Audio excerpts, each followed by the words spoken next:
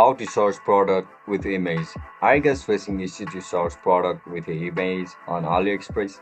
If that's so, then this video might help you out. Without further ado, let's dive into the video. First of all, open Chrome on a laptop or mobile devices. Once you open the Chrome, search for AliExpress website. As soon as you enter the website, log in into your account with your registered email and password. As soon as you get logged in, look at the top of your screen where you can see the source icon. Tap on it. After you click on it, tap on upload a photo.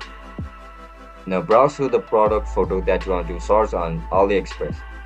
Once you select the photo, click on open. As soon as you click on open, the selected product will be shown on your AliExpress website. And that's it guys, that's how you're going to view products on AliExpress.